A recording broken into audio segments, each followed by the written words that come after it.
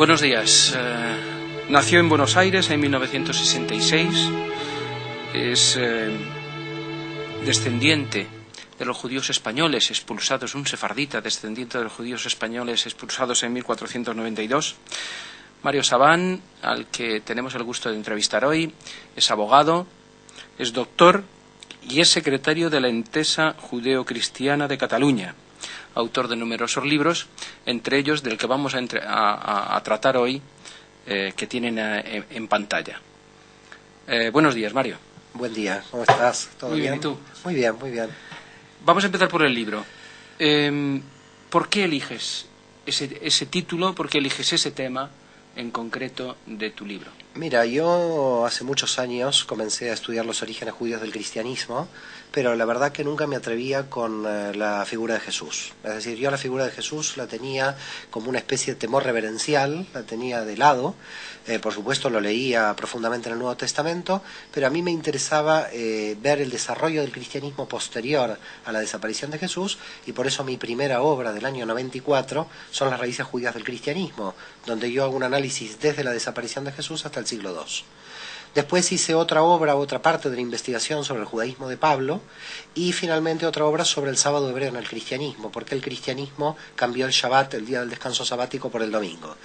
Pero en verdad hace 3 o 4 años me tomé como el atrevimiento a decir, creo que tengo la suficiente capacidad y los conocimientos, o llegó mi etapa de madurez para abordar a Jesús. Es lo que sentí, ¿no? En un momento. Y dije, bueno, va a ser difícil, vamos a ver cómo lo voy a abordar, siendo de alguna forma un personaje bastante inclasificable desde el punto de vista intelectual, no sistemático, como un rabino de la época, en el siglo I, con lo cual no era sistemático poder realizar una obra sobre Jesús, y por supuesto con una lectura muy profunda de cómo se vio a Jesús en la teología católica, en la protestante, y entre los autores judíos del siglo XX. Cuando uno comienza un trabajo de investigación, tiene como 2 vertientes, o por lo menos es como yo trabajé. Trabajé literalmente el Nuevo Testamento, qué veía yo en la actitud de Jesús de manera literal, es decir, Mario Sabán leyendo a Jesús en forma directa, y después Mario Sabán leyendo a los autores que escribieron acerca de Jesús, con lo cual fui equilibrando estas ideas, que muchas de ellas son preconcebidas por parte de las diversas teologías con respecto al personaje. Ahora, yo creo que fue buena la opción que yo planteé inicialmente de no entrar en teología, o por lo menos de no entrar en un terreno mesianológico con el problema del Mesías. O cristológico, porque siendo yo judío, advertía de que justamente lo que nos divide a judíos y cristianos es el problema de si Jesús es o no el Mesías, eso no Dios. Yo me quise saltear la problemática para ver si la ética que Jesús está postulando tenía que ver o no, o era una superación, o era una originalidad, o era la misma ética que los judíos sustentábamos anteriormente. Porque lo que queda claro desde el principio, incluso en tu título, en el título de tu obra, es que Jesús fue un judío. Eso es lo que quieres esencialmente. Esa es tu tesis, acompañada de la tesis de la ética de Jesús. La ética de Jesús es la ética judía. Claro, ¿Son las 2 tesis fundamentales? Sí, aquí el punto es así. Uno podría decir lo que yo habitualmente reitero y lo que yo expongo al principio del libro, que Jesús nació, vivió y murió como judío. Pero esto podría llevar a una persona también a algún error, en el sentido de que, bueno, es verdad que nació judío, es verdad que vivió como judío, pero en el fondo alguien podría pensar que reformó la religión judía para fundar una nueva religión. La tesis justamente que tiene la obra es, no vino a fundar ninguna religión, ni pensó que se iba a formar el cristianismo. Y esto independientemente de si tenía o no autoconciencia mesiánica. Esto es, la ética judía en la tradición oral y en la tradición escrita, en lo que el cristianismo llama Antiguo Testamento y en el mundo judío se llama Tanaj, prácticamente coincide con todas las enseñanzas de Jesús. Ahora, lo que podríamos llamar de alguna forma una originalidad es que unas enseñanzas de 200 o 300 o 400 rabinos juntos se encuentran en Jesús. Lo que yo podría llegar a advertir en él es que tenía un conocimiento realmente sensacional, una memoria realmente prodigiosa de prácticamente todas las escuelas judías de la época, y de cada una tomaba lo mejor, con lo cual por eso se vuelve inclasificable. O sea que lo que muchas veces decimos desde la vertiente teológica católica, que en Jesús hay especificidades, originalidades concretas. Por ejemplo, el amor a los enemigos, ¿eso era algo habitual en la ética común de aquella época? Sí, el amor a los enemigos está en los textos de la tradición judía. Es decir, ya los tenemos en la tradición judía. Esto no es de alguna manera, una postura que podríamos llamarlo original. Ahora, suponte que nosotros de Jesús, digamos, podemos encontrar enseñanzas que lleven a radicalizar la ética de la Torá. Es decir, bueno, la ética de Jesús es tan utópica o tan radical que de la Torá exigió mucho más que lo habitual. Sanedrín 88b, la tradición oral judía, permite a cualquier rabino radicalizar la Torá, no rebajarla, pero sí radicalizarla.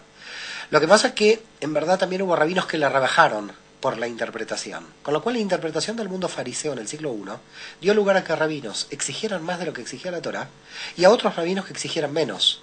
Con lo cual los rabinos por vía de interpretación fueron, de alguna forma, no podemos decir manipular porque es una palabra muy fuerte, pero fueron a través de la interpretación corrigiendo para arriba o para abajo los textos de la Torá. Esto que estoy diciendo teóricamente te lo podría explicar. ¿Siempre hacia arriba? No siempre hacia arriba, a veces también flexibilizando, pero muchas veces hacia arriba, la gran mayoría de las veces exigiendo ética muy radical. En el Sabbat, por ejemplo, no parece, ¿no? Justamente, rebaja, en el Sabbat rebaja, porque justamente esto permite ver conectado con qué escuelas fariseas estaba conectado Jesús. Por ejemplo, la escuela de Hillel era una escuela que pedía la flexibilidad en todas las instituciones y en todas las ceremonias judías y en toda la liturgia judía y en la ética judía. Las interpretaciones de la escuela de Hillel van por la flexibilidad. Ahora, Jesús en el Shabbat, cuando dice el hombre no ha sido para el sábado sino el sábado para el hombre, este texto literalmente 100 años antes lo dice Hillel y lo tenemos en el Talmud. Es decir, en el texto de Yomá 8.5 tenemos un texto que 100 años antes un rabino del mundo judío dijo lo mismo que dice Jesús 100 años después. O sea, que no hay nada de lo que conocemos de Jesús que no haya sido dicho antes por los rabinos judíos de aquella época. Sí, es decir, o lo dijeron los rabinos, o lo dice la tradición escrita, y por lo tanto Jesús queda muy claro que no solamente era judío por su nacimiento, sino por las fuentes en las cuales se abrevó. Cuando, por ejemplo, está haciendo el aposicionamiento que tiene teológico con respecto al Shabbat, que rebaja porque dice, si van a salvar un animal, no van a salvar una persona que está enferma. En otros casos vemos que la exigencia se pone dura como en las posturas de Shammai, que es la otra escuela farisea muy dura. ¿Dónde lo vemos en una posición dura? Fíjate el tema del divorcio. La posición de Shammai dice en los textos de la tradición oral hebrea, solamente alguien se puede divorciar en caso de adulterio. ¿Qué dice Jesús en el Nuevo Testamento? Solamente en caso de adulterio. Sigue la postura muy inflexible de que permite el divorcio pero solo en caso de adulterio, con lo cual habría que ver también otro problema, porque la Iglesia lo prohíbe si Jesús lo permite por adulterio, con lo cual no es literal la Iglesia en este punto, pero esto es otro problema. La cuestión es que es muy duro en la interpretación. ¿Qué dice Hillel? Hillel dice, si tu mujer te hace mal la comida, la puedes divorciar. Es decir, flexibilidad total, por cualquier causa. ¿Cómo heredó el judaísmo la posición del divorcio? La flexibilidad de Hillel. Por cualquier causa uno se puede divorciar. Y de hecho, en el mundo judío, el divorcio está instituido religiosamente y una persona divorciada puede entrar en la sinagoga y volver a casarse con un rabino. Mucha gente en el mundo católico esto no lo sabe, de que está institucionalizado religiosamente desde la época de Moisés, que era el famoso acta de repudio, que al principio comenzó como una fórmula muy machista por parte del hombre que repudiaba a la mujer, y que en la tradición oral hebrea después se equilibró porque la mujer también podía repudiar al hombre. Y cuando Jesús dice, Moisés dijo, la Torá dice, yo os digo, que a veces en la teología católica se aduce como una superación, como un paso más, que va un poco más allá de la ética. Bueno, yo demuestro en una obra de la tradición oral hebrea que se llama el Pirkei Avot, que es la tradición por excelencia de la ética hebrea, que ahí hay muchos rabinos que dicen yo os digo. Y nadie se inmutó, nadie creó una nueva religión porque un rabino dice yo os digo, porque todo rabino en una prédica podía exigir algo que entendía que era una interpretación válida de la Torá. El yo os digo no dice nada. Es decir, todo lo que se llama excusas de originalidad que el cristianismo necesitó para la independencia de la religión madre que era el judaísmo, se analiza en el siglo II. Pero en el siglo I los judíos que seguían a Jesús no eran conscientes, ni Jesús ni los judíos que le seguían, de estar formando una nueva religión. Seguían un rabino que interpretaba radicalmente la Torá, que tenía una excelente interpretación de la Torá, que inclusive uno como judío hoy, y yo en esto, yo lo digo a viva voz, da luz la interpretación de la Torá de Jesús a los propios judíos actuales, porque es una interpretación excelente de la Torá. Pero esto no quiere decir que aquí se forme una ley de Cristo diferente de la ley de Moisés. Esto ya es otro problema que es el siglo II. ¿Cómo hacemos para independizarnos de Jerusalén? O sea que si te entiendo, el que inventa el cristianismo, por decirlo de alguna manera, entre comillas, es Pablo. No lo inventa tampoco totalmente, pero deja la entrada a los gentiles que permite crear un movimiento diferente del mundo judío. Es decir, las consecuencias de la teología de Pablo, las consecuencias de la teología, no su propia teología, dan lugar a que el ingreso tan masivo de gentiles termine desvinculados de Jerusalén, de los dictámenes de Jerusalén. Pero este es un proceso en el siglo II. En contra de lo que quería Pedro. En contra de lo que quería Pedro y seguramente en contra de lo que quería Jesús, porque Jesús mismo que dice, critica a los fariseos que van a buscar un prosélito por mar y por tierra. No sé si recuerdas esta oratoria de Jesús criticando a los fariseos. Y después, unos años después, tenemos un fariseo que es Pablo, fariseo hijo de fariseos, siguiendo a Jesús y buscando un prosélito por mar y por tierra, que es lo que criticó a Jesús. Ahora, hay que tener mucho cuidado aquí en decir que la ética de Pablo no era la ética de Jesús. Yo creo que sí, la ética de Pablo es la misma ética que Jesús. Lo que pasa es que Pablo tiene diferencias culturales del mundo helénico, del judaísmo helénico, que radicalmente lo cortan de Jesús en cuanto a su percepción cultural. Ya Pablo conoce el griego, ya Pablo habla en griego, ya su componente cultural es diferente que el que tiene Jesús, y además también Pablo es un rabí de escuela y no un rabí agádico, narrativo, sino que es un rabino que estudia con Gamaliel. Estudiar con Gamaliel en el siglo I era como estar en la universidad. Un hombre que su auditorio era la élite judía del Imperio Romano y no los pobres galileos que andaban por ahí dando vueltas por el norte del país. Con lo cual hay que tener en cuenta que Jesús iba al pueblo y Pablo iba a la élite. Aquí hay también una diferencia en cuanto al auditorio. Pablo tiene que convencer a la élite. De hecho va a Atenas y lo que le cuesta con la élite ateniense es que crean en la resurrección. ¿Y por qué? Porque los atenienses no eran judíos. ¿Quiénes comprendían que Pablo estaba, la idea de Pablo con respecto a la resurrección? Los judíos que estaban en la sinagoga, que ya teníamos dentro de nuestra teología la idea de resurrección. Pero cuando el mensaje de la resurrección quiere saltar del mundo judío al mundo griego, en el Areópago se ríen de él. Le dicen, mira Pablo, tú estás un poco loco y sal de aquí. Con lo cual, fíjate que para que se comprenda la resurrección de Jesús, el primer auditorio que lo tienen que entender es el mundo judío. Y por eso son los primeros judíos los que dicen Jesús resucitó. Por lo tanto, cuando a mí mucha gente me dice, bueno, vosotros los judíos no pueden creer que Jesús resucitó. A ver, señores, los primeros que creyeron que Jesús resucitó fueron todos judíos, porque en el marco de la teología judía existe la resurrección.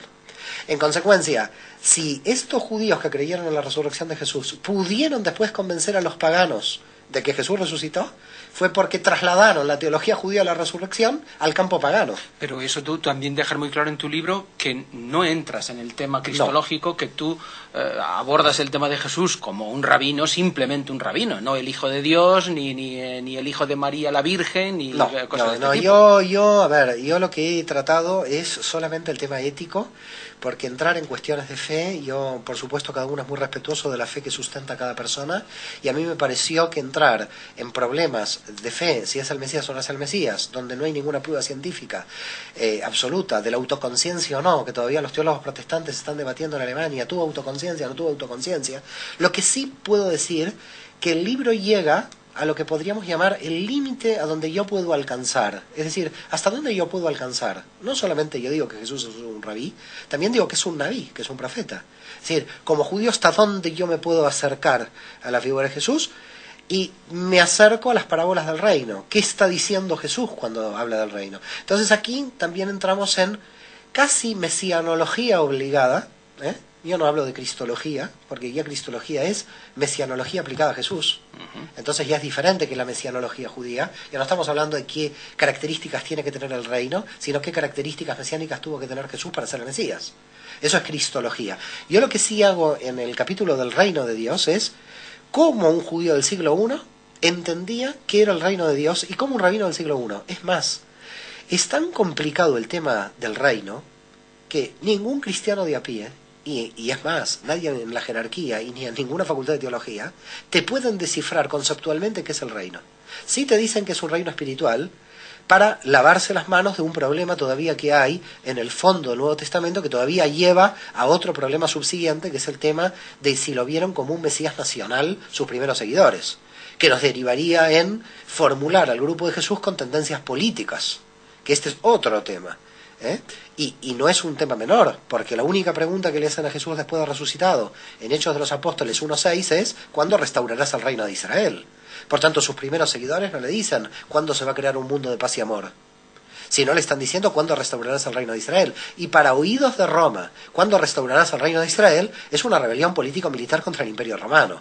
Por tanto, ¿qué es un Mesías? Para el mundo judío del siglo I es una revolución política contra el Imperio Romano. Y ahí se puede entender por qué lo matan en la cruz. Ahora, entenderlo conceptualmente desde Pablo, que lo necesita como sacrificio para los pecados del mundo, es una opción, pero pospascual, post-Jesús. No es entenderlo en las variables de la época. Por lo tanto, cuando habla del reino Jesús, ojo aquí que nos encontramos con que si el reino es totalmente espiritual, pero nadie lo define desde el punto de vista material, tenemos un problema interno en la teología judía, en tanto los rabinos no han definido qué es el reino. Y nos encontramos ante este problema, no si Jesús es o no el Mesías. Nos encontramos ante el problema de que nadie define conceptualmente qué es el reino de Dios, ni en la teología judía, ni en la teología cristiana. Muy bien. ¿Quién mata a Jesús? Los romanos en connivencia, los romanos con la alianza de la élite judía saducea del Templo de Jerusalén, con los colaboracionistas de Roma, que eran judíos corruptos que estaban en el Templo de Jerusalén y que acataban las órdenes de ocupación romanas. Sé que no entras en cuestiones históricas, pero no me resisto a preguntarte, ¿existió realmente Jesús? ¿Hay pruebas de su existencia real? Mira, yo creo que absolutamente sí. Yo te podría decir que estoy convencido 100% después de haber estudiado tanto a Jesús, porque en primer lugar justamente lo que permite este libro es demostrar que toda la ética que existía en esta persona, de alguna forma, como preexistía anteriormente, indudablemente alguien que en el siglo I sustentara esta ética conocía perfectamente las tradiciones anteriores. Si no se llamaba así o se llamaba de otra manera, yo no voy a entrar en esto. Lo que sí queda claro que esas enseñanzas que Jesús viene a proponer, como se demuestran que no son en su mayoría originales, sino que pertenecen al judaísmo clásico, te podría decir tranquilamente que pertenecen al siglo I, es decir, que pertenecen a un rabino, llámalo como lo quieras llamar, pero ¿por dónde yo puedo ver la historicidad de él? Que cuando está discutiendo sobre el Shabbat, lo está discutiendo como un rabino que sabe perfectamente cuáles eran las posiciones éticas y teológicas de los judíos de aquella época.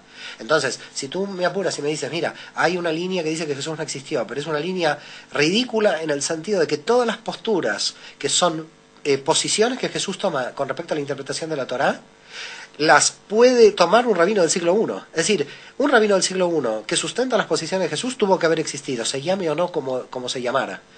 Porque todas las interpretaciones de él están exactamente enganchadas, relacionadas con estas enseñanzas. Te puedo dar un ejemplo. Historiográficamente no existe nada. A ver, ni en el Talmud, ni en las... Mira, yo tendríamos aquí un problema mayor. Yo cuando a mí me plantean el tema de la historicidad de Jesús, es que estamos entrando en un problema mucho más gordo. Es la historicidad de la Biblia entera. Porque prueba tenemos de que existió Moisés. ¿O qué prueba tenemos que existió David? No sé si me entiendes a qué voy. Sí, es decir, aquí yo no quiero entrar en el problema de la historicidad de Jesús porque entraríamos realmente en otro problema que yo llamaría un problema mayor. Necesitamos fuentes siempre paralelas para ver si las fuentes bíblicas son o no realidad. Entonces entramos ya en un problema mayor que el de Jesús. ¿Qué fuentes tenemos de la existencia de Pablo? ¿Qué otra fuente tenemos de la existencia de Pablo? Las mismas que las tenemos de Jesús, ninguna, desde otro punto de vista. Ahora, lo que sí tenemos, y esto sí es interesante, el descubrimiento de los rollos del Mar Muerto, del cual no hemos casi hablado nada, pero que nos viene a dar una perspectiva de una historicidad manifiesta en ciertos personajes. ¿Estuvo conectado, Jesús, está probado que estuvo conectado con el mundo esenio, con la colonia? Yo estoy convencido de que tuvo que tener contactos por 2 o 3 motivos. Es decir, hay enseñanzas en Jesús que nos conectan directamente con los esenios. Por ejemplo, hay una enseñanza clara del movimiento esenio. Cuando se encuentra con el joven rico que quiere ser perfecto, entrégale todos tus bienes a los pobres, y así llegarás a la perfección. No sé si recuerdas este momento del encuentro con el joven rico, pero esto era un pedido del movimiento esenio. Los fariseos solamente pedían el 10% de sus bienes, el diezmo. Y no es el 10% de sus bienes, el 10% de las ganancias que una persona tiene en el año, que el judaísmo lo sigue exigiendo hoy. Ese diezmo que después pasó a la iglesia y que por supuesto pasó al mundo protestante. Pero entre los esenios era la entrega del 100% de los bienes. Jesús al joven rico le pide el 100%. Esta es una característica perfectamente esenia. Segundo, los esenios eran apocalípticos inminentes. Decía, viene la redención. Jesús está diciendo, el reino ya está, si no muy cerca, ya casi lo tienen entre ustedes. Esta inminencia lo conecta también con los grupos esenios. Los fariseos no tenían esta apocalíptica tan desarrollada, esta idea de que el reino estaba tan presente. Jesús, si tiene un reino que se acerca tan rápidamente y está tan presente, es que tiene conexión con la apocalíptica esenia. Hay una serie de datos en la propia historia de Jesús, y además, por supuesto, la tercera prueba, Juan el Bautista, su propio primo, que indudablemente, ya no nos queda ninguna duda que es esenio, porque lo que el Nuevo Testamento refiere como comidas que comió Juan el Bautista, aparecen como comidas de los grupos esenios en los rollos del Mar Muerto. Entonces, aquí sí tenemos ya una prueba histórica de un paralelismo entre los alimentos que el Nuevo Testamento nos dice que comía Juan el Bautista con los alimentos que comían los esenios en los rollos. Con lo cual, ojo aquí, si tú me apuras y me dices Juan el Bautista históricamente existió, te digo, tenemos la prueba de que por lo menos alguien que en el Nuevo Testamento está comiendo lo mismo que lo que dicen los rollos. Entonces no estamos tan alejados. Y si además en los rollos dicen que había que entregar el 100% a los pobres, y tenemos a Jesús que está pidiéndole esto al joven para ser perfecto, nos encontramos que hay una conexión de Jesús con los movimientos esenios. Ahora, Jesús pudo tener conexión con los esenios, pero no adopta la postura esenia, que es recluirse en una cueva y orar a Dios. Si no, sale al campo político, sale a predicar. Y fíjate que lo hace en un contexto geográfico totalmente diferente. No lo hace en el Mar Muerto, que es donde se asientan los grupos esenios, sino que va a Galilea.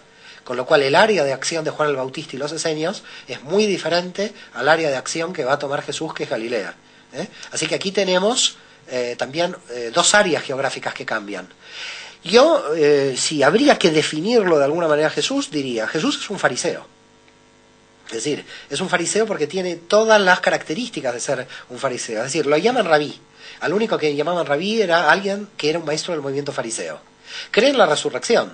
De hecho, cuando discute con los fariseos, defiende la resurrección de los muertos. ¿Por qué solo discute tanto con los fariseos? Porque él considera que han... Porque en general se discute siempre con la familia, con los más cercanos, no con los más lejanos. ¿Eso es verdad también? Siempre es así, es decir, siempre se discute con el que tiene más cercano, siempre los problemas aparecen con el que tiene más cercano. Entre los fariseos los grandes debates eran cómo interpretar mejor la Torá. Había más de 10 grupos, 12 grupos fariseos discutiendo. ¿Cómo se llega al núcleo central de la ética de la Torá? Y cada rabino lo que intentaba era, a través de su interpretación, llegar a este núcleo central de la ética. Mientras más debatieran, lo que se estaba haciendo era un esfuerzo de acercamiento. Pero claro, viene la cristología del siglo II y dice, fíjate cómo toda esta historia del debate para el libre pensamiento judío del siglo I se nos desmonta en el siglo II y dice, los fariseos fueron aquellos enemigos de Jesús que prácticamente lo llevaron a la muerte. Los fariseos no tenían ningún poder contra Roma ni el Sanedrín. ¿Quién lo llevó a la muerte? ¿Esas discusiones del Shabbat lo van a llevar a la muerte? Esto es completamente ridículo. Al contrario, muchos de los fariseos cuando terminan las discusiones con Jesús le dicen, rabí, qué bien has hablado, eres un excelente rabino. Es decir, cuando tú terminas los capítulos de debate entre los fariseos y Jesús, te das cuenta que muchos fariseos lo apoyan al final del debate. Con lo cual, queda claro que Jesús estaba fundando como una especie de escuela farisea diferente a las demás, cogiendo lo que él entendía que era lo mejor de cada una. Con influencias, como hemos dicho, esenias y todo. Con influencias de las escuelas esenias. Tenemos que ir terminando, sí, Mario. Quería plantearte dos cosas para terminar. Una, ¿cómo se siente un sefardí, un judío sefardí como tú en España? ¿Es España antisemita? Y la otra cuestión, el Vaticano. ¿Cómo ves la relación en este momento de Benedicto XVI, un papa intelectual que dialoga con el rabino Neusner, y que sin embargo, bueno, pues hay ciertas reticencias ahí con la figura de Pío XII, que si se beatifica, que si no, esas dos cuestiones? Mira, en primer lugar, yo creo que el eje central del comienzo del diálogo fue Juan XXIII. Creo que la figura de Juan XXIII es clave para entender que hay un cambio radical en la Iglesia con respecto al tema judío. La gran pregunta es si lo que Juan XXIII en el Concilio Vaticano II promulgó llegó a España. Este es otro problema. Es decir, yo creo que todavía España no ha recibido el Concilio Vaticano II. Estamos ante esto, ¿no? Y en cambio en Roma se puede ver un espíritu mucho más abierto en el diálogo, mucho más liberal, en cierta forma, para la apertura del diálogo. El segundo fue Juan Pablo II, el segundo papa, que indudablemente también le puso muchísima fuerza al diálogo. No sé si recuerdan los encuentros de Asís de Juan Pablo II, que fue la su visita a Israel, y su rezo ante el muro. Su rezo ante el muro y el reconocimiento del Holocausto, ¿no? Y el reconocimiento del Holocausto judío en Europa, siendo un papa polaco que vivió.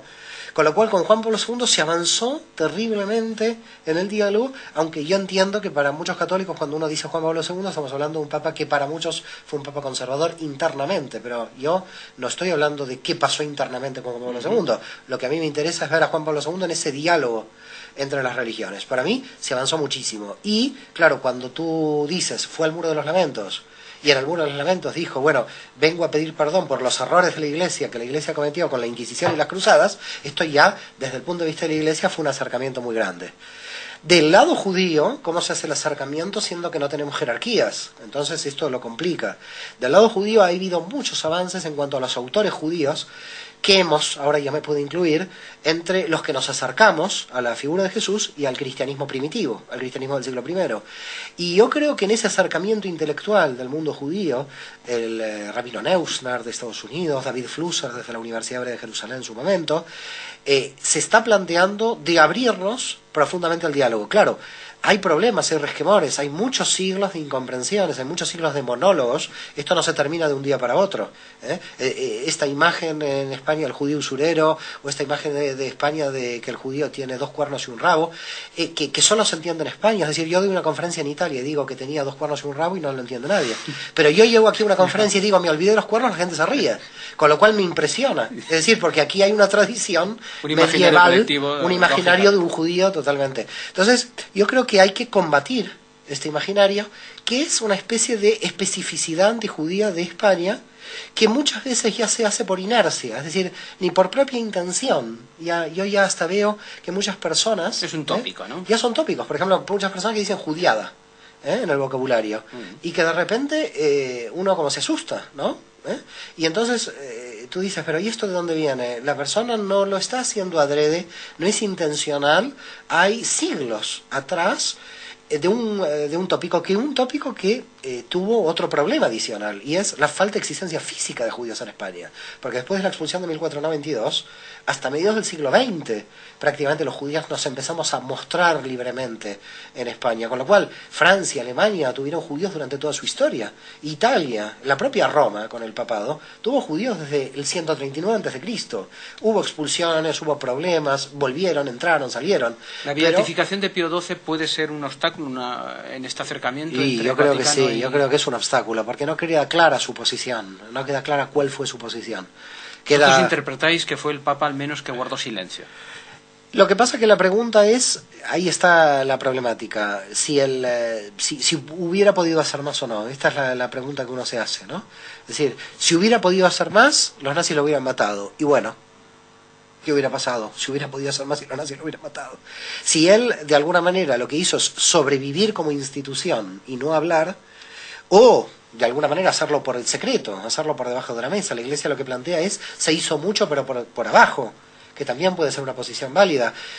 Hay que tener mucho cuidado, porque no nos podemos quedar... O lo que dicen desde Roma, no hizo más porque podía haber represalias más fuertes todavía por parte del Tercer Reich. Esto ya, más de lo que pasó, ya era prácticamente inimaginable, ¿no? Yo tampoco me queda a mí claro, la posición que él tenía dentro de la Iglesia. Tú sabes que la Iglesia es una institución que no solamente es el Papa, que hay cardenales y que hay toda una estructura, que muchas veces el Papa no sé qué nivel de autonomía puede ya tener si no concilia con los cardenales allí dentro. Y hay que pensar que todavía para la Segunda Guerra Mundial hay una Iglesia antisemita dentro de Europa, es decir, hay que tratar de ver a Pío XII desde la Iglesia de los años 30, es decir, una Iglesia en Francia o en Polonia que todavía tenía resabios de un antijudaísmo medieval profundo. Entonces, claro, ver a la Iglesia del siglo XXI y criticar a Pío XII del siglo XXI es un tema. Ver a Pío XII que viene con una tradición que no se había cortado, no hay Concilio Vaticano II, no hay Juan XXIII, es una iglesia que todavía no se abrió al mundo judío, no hay diálogo de esta iglesia con el mundo judío, no hay un diálogo libre, no hay un diálogo fluido. Terminamos. Después de analizar a Jesús como un rabino, para ti, ¿es un rabino extraordinario? ¿Es un rabino seductor? ¿Es un rabino que merece la pena? Sí, a mí me seduce muchísimo Yeshua, a mí me seduce muchísimo. Me seduce muchísimo porque como judío en el siglo I yo le hubiera seguido. A diferencia de lo que plantea Neusner en Nueva York, puede ser que no lo haya pensado como Mesías. Me queda claro que a un cristianismo del siglo II paganizado y que lo cree Dios no hubiera entrado, porque mi judaísmo me lo impedía. Pero pero también me queda muy claro que como judío en el siglo I, ese nivel de oratoria, ese nivel de llegar a la ética en forma directa, subió, claro que sí. Aquí tienen el judaísmo de Jesús, del editorial. Sin editorial. Sin editorial. Para conseguir el libro. Se va a distribuir en toda España a partir del 1 de diciembre. En todas las librerías. En todas las librerías. Hay una página web donde se puede. Hay una página web también. Así es, www.eljudaismodejesús.com. Eljudaismodejesús.com. Muchas gracias, Mario. Muchas gracias a ti.